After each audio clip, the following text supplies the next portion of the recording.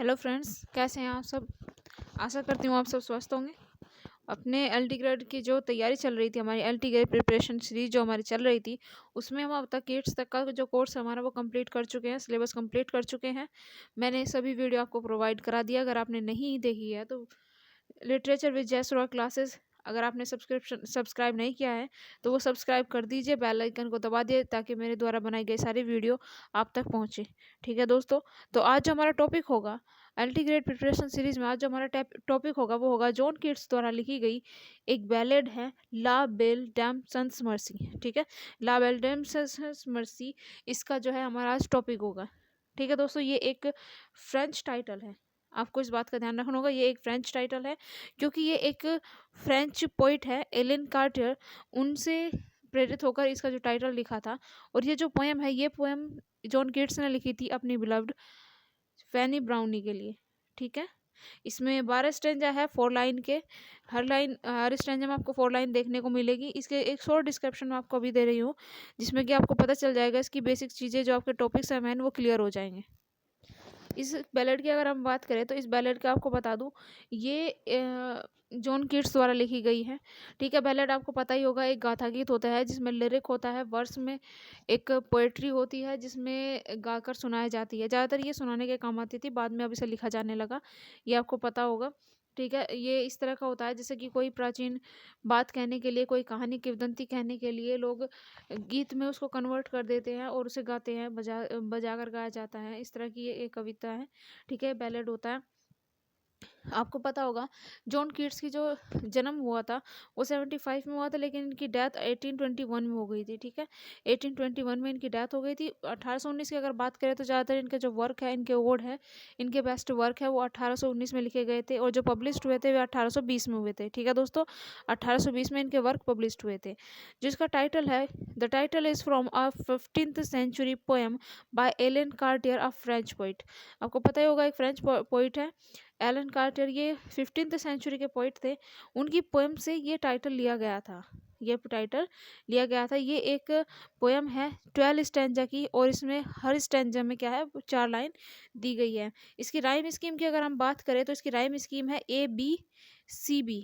ABCB, देखिए ये चीज़ें आपको पता होना काफ़ी ज़रूरी है। लेकिन सबसे पहले जो आपको बता दूं, एक तो रिटन डेट पूछ ली जाती है, पब्लिकेशन डेट पूछ ली जाती है। ठीक है, कि कब लिखा गया और कब पब्लिश हुआ। दूसरा, इनका एक बहुत इंपॉर्टेंट टॉपिक बनता है कि इसका सोर्स क्या है, टाइटल का सोर्स क्या है। टाइटल का सोर्स आपका क्या है, Alain Chartier, a French poet की जो पोएम है, 15th सेंचुरी के पोइट थे, उनसे है। ठीक है, उसके बाद में पूछा जा सकता है कि इसकी फॉर्म क्या है।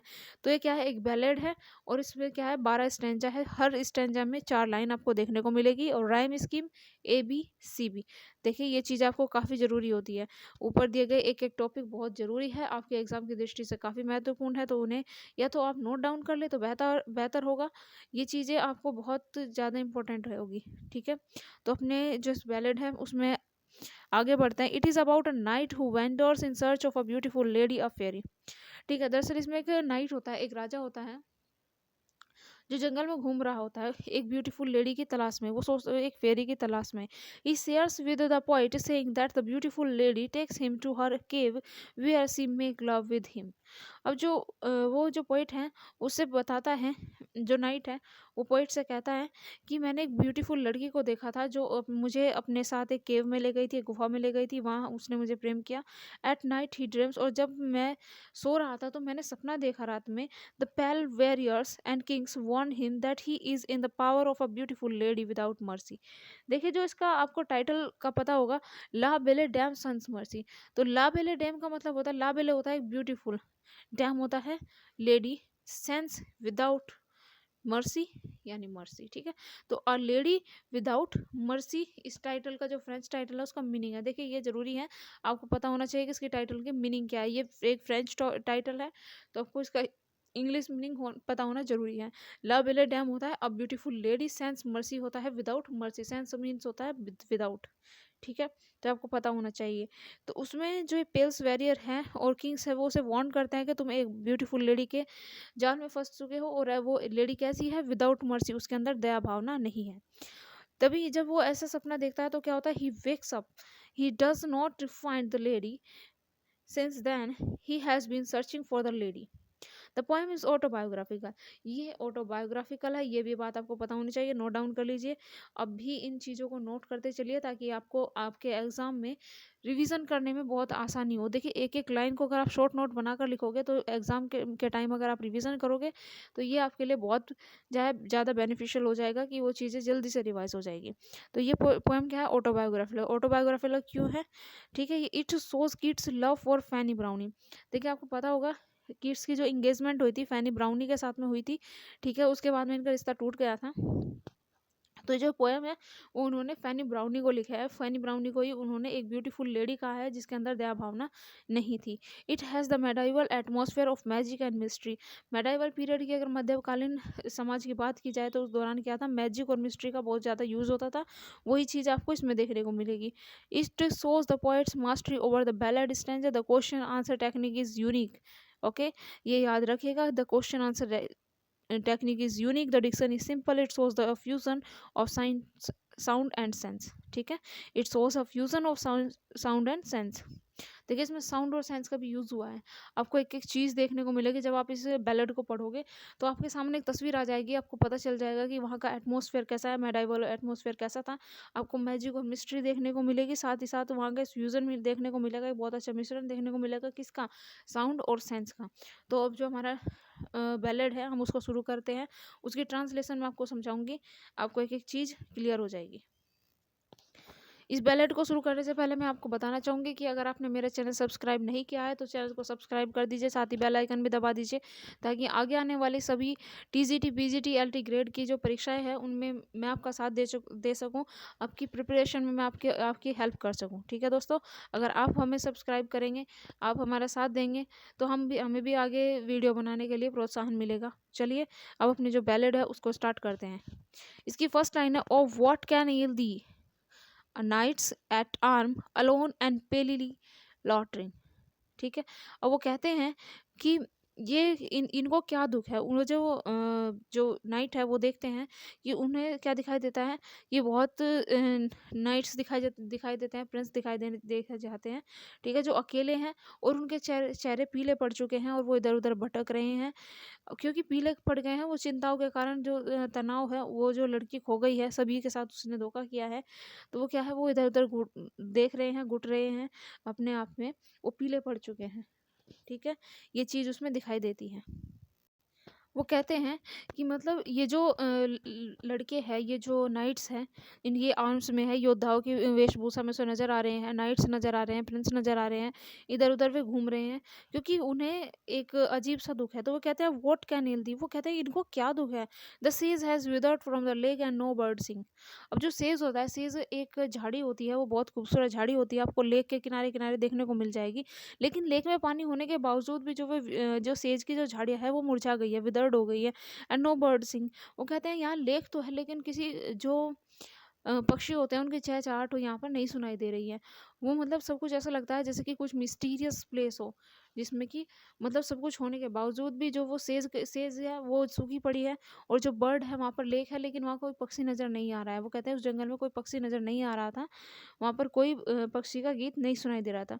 ओ what can heal thee knight at arm so haggard and woebegone. वो कहते हैं कि इनको क्या दुख है, इनको क्या परेशानी है, इनके दुख कैसे निकाला जा सकता है। ये जो नाइट्स घूम रहे हैं यहाँ पे, सो हैगर्ड एंड सो वो बी गॉन, ऐसा लग रहा है कि जैसे कि वो दुख में डूब गए हैं। वो कहते हैं इनको इतना दुख है कि ऐसा लगता है कि वो दुख में डूब चुके हैं और उनके अंदर अब सिर्फ दुख ही बचा है।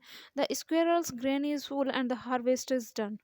वो कहते हैं जो स्क्वायरल होती है, जो गिलहरी होती है, उसकी जो ग्रेनी होती है, उसकी जो जमा पूंजी होती है, वो मतलब एक टाइम के लिए, बरसात के लिए जो अपनी ग्रेन इकट्ठा करती है, गेहूँ इकट्ठा करती है अपना, ताकि उसका बरसात का जो मौसम है उसके लिए उसे दाना चुनने के लिए बाहर ना जाना पड़े। तो वो कहता है कि जो उसकी गोदाम है, एक तरह से गोदाम नाम दिया है उसने, कि जो उसके गोदाम है वो फुल हो चुके हैं। The harvest is done.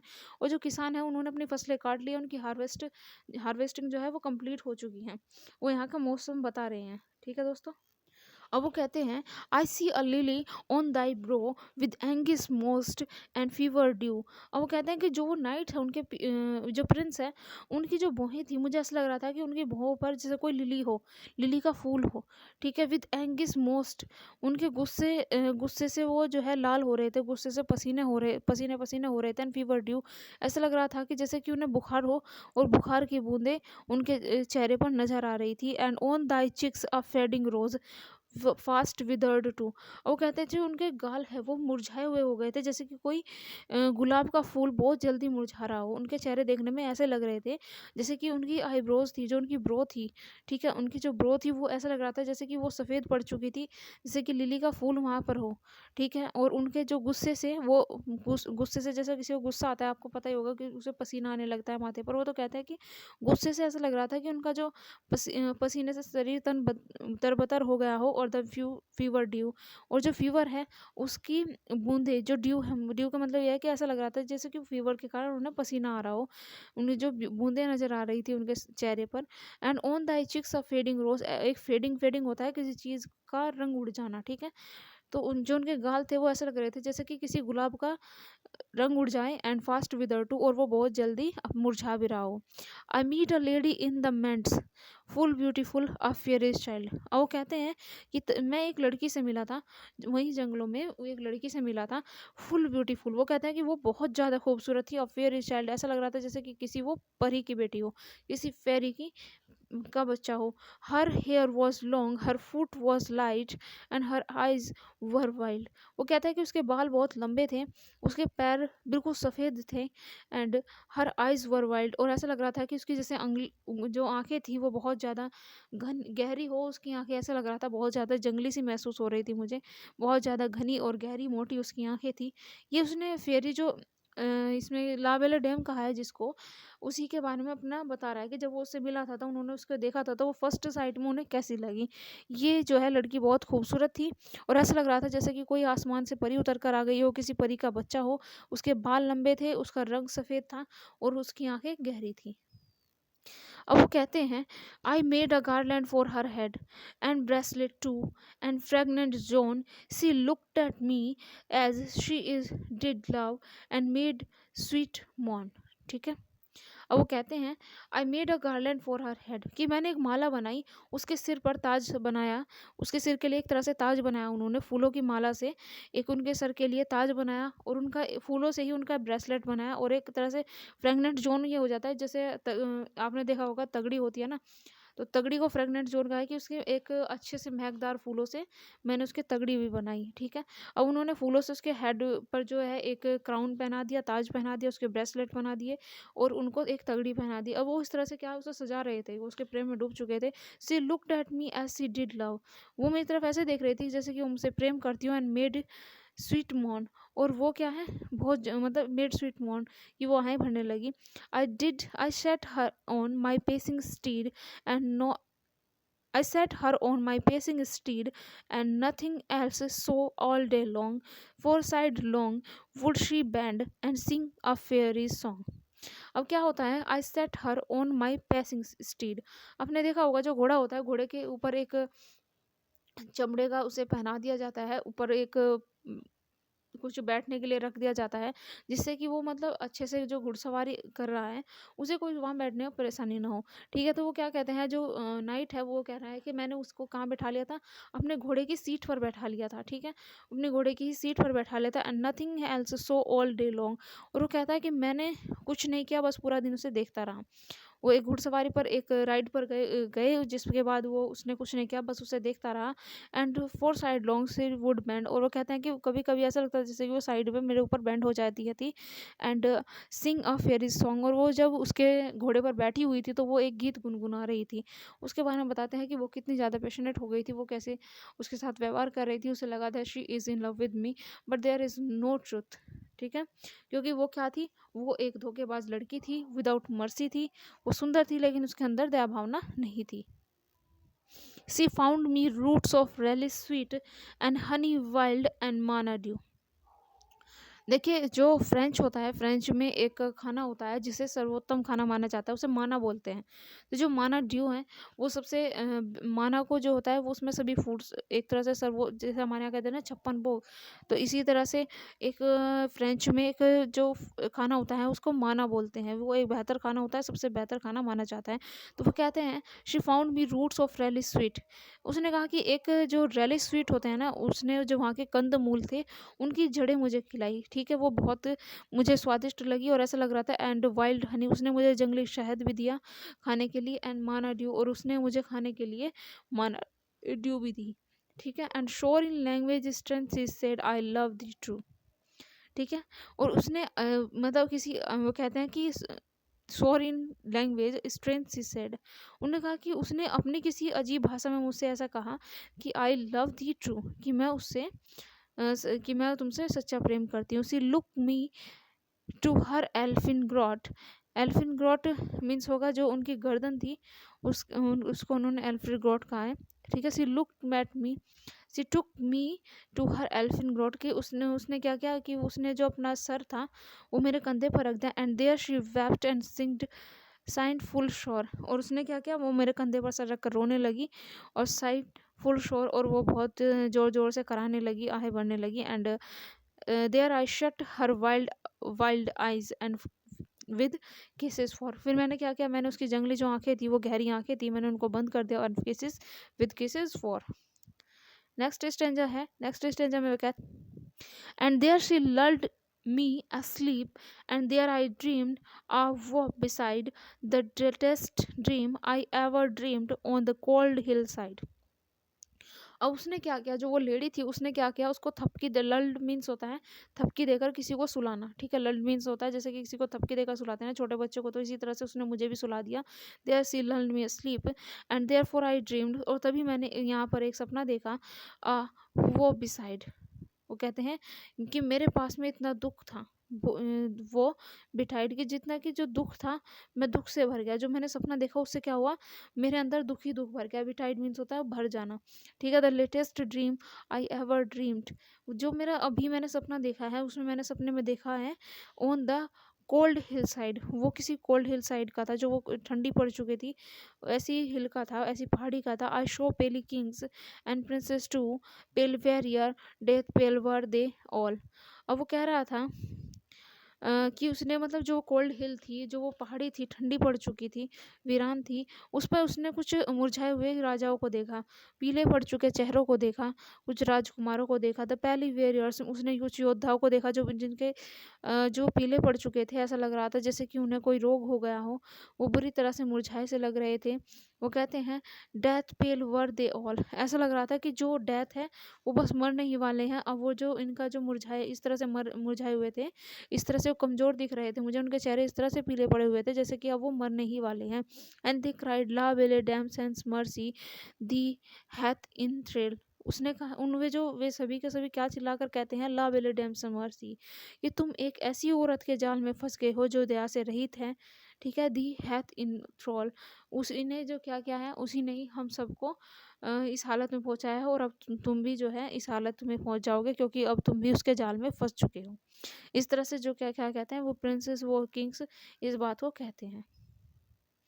Next जो पैराग्राफ, उसके बाद में वो कहते हैं, ये लास्ट स्टैंजा है इसका, I saw their starved lips on in the gloom. और वो कह रहे थे मुझे ऐसा लग रहा था, मैंने उनके जो होठों को देखा तो वो ऐसा लग रहे थे जैसे कि वो क्या है, उनके गले सूख गए हो, और वो दुख से इतने भर गए थे कि उनके होठ जो है वे मतलब बिल्कुल रूखे से हो गए थे। उनके स्टार्व्ड, ऐसा लग रहा था कि जैसे वो भूख से उनके जो होठ है वो सूख गए हों। With horrid warning gapped wide and I अवोक and found me here on the cold hills side. वो कहते हैं कि वो जो वहाँ का दृश्य था उससे मैं डर गया था बहुत ज़्यादा। मैं उठा एंड जो मैंने उसके बाद में खुद को पाया, तो मैंने कोल्ड हिल्स साइड में मैंने भी खुद को क्या, अब पहले तो एक मैदान में था, उसने कहा कि मैं एक मैदान में उस लड़की से मिला था, लेकिन उसके बाद में क्या हुआ, जब उसने सपना देखा तो उसने खुद को कहाँ पाया, उसने देखा कि बहुत सारे पहली वॉरियर्स थे, किंग्स थे, वॉरियर थे, उसको वो नाइट को देखता है वहाँ पर, तो वो उसी कोल्ड हिल का जिसका सपना देख रहा था, खुद को सपने से उठने के बाद में वो वहीं पे पाता है और देखता है कि वो कहाँ है। जब जागता है तो कहाँ, वो कोल्ड हिल्स साइड के पास में खुद को पाता है। And this is why I sojourn here alone and palely loitering. वो कहता है कि यही कारण है कि मैं इतने दुख में हूँ और अकेला मुरझाया हुआ अब मैं खुद को यहाँ पे देख रहा हूँ, तो मैं भी अकेला हूँ और मैं बहुत ज़्यादा थकान महसूस कर रहा हूँ, मैं बहुत ज़्यादा थक गया हूँ। पेलिली मीन्स होता है एक तरह से रंग का उड़ जाना, पीला पड़ जाना दुख के कारण, और ये लॉटरिंग होता है भटक रहा हूँ, ठीक है। दो द सेज is withered from the lake and no bird sing. अब वो कहता है कि अब यही कारण है, अब मैं समझ गया हूँ कि क्यों ये जो सेज है, कि जो सेज है, सेज की जो झाड़ी है वो क्यों विदर्ड हो गई है, वो क्यों मुरझा गई है कि लेक के किनारे पर होने के बावजूद भी, और क्यों पक्षी नहीं गा रहे हैं। और वो कहते हैं कि वो समझ पा रहे हैं कि ये सब क्यों हुआ। जब उन्होंने शुरू में स्टैंजा स्टार्ट किया था, तो देखिए एक तरह से मिस्ट्री थी यहाँ पर, कि वो उन्होंने कहा कि मतलब इन सबको क्या दुख है, और ये नाइट इस तरह से अकेले क्यों घूम रहे हैं, वो क्यों पीले पड़ चुके हैं, तो इस तरह के क्वेश्चन उन्होंने उठाया था। लेकिन जब उन्होंने खुद को उस ब्यूटीफुल लेडी विदाउट जो मर्सी थी, जो बिना दया भावना की औरत थी, उससे मिले, उस खूबसूरत औरत से जब वो मिले, उन्होंने महसूस किया उसको, तो उन्होंने भी खुद को क्या, उससे उन्हें पता चल गया कि वो एक धोखेबाज लड़की थी और वो अब उन्हें बर्बाद करके जा चुकी है। तो इस तरह से ये जो पोएम है, जो बैलेड है, वो ख़त्म हो जाती है, और एक बहुत ही सुंदर सा विचार ऑटोबायोग्राफिकल जो वो ये बैलेड है, वो किड्स ने हमारे सामने रखा। ये बहुत ज़्यादा बेहतरीन उनकी बैलेड थी, और उनके मोस्ट फेमस बैलेड में से एक है। ठीक है दोस्तों, अब अगली जो वर्क है हमारा, अगले वर्क में हम मिलेंगे। ठीक है दोस्तों, जब तक के लिए अपना ध्यान रखिए, तैयारी करते रहिए। ईश्वर ने चाहा तो इस बार आपका सिलेक्शन हो जाएगा। धन्यवाद।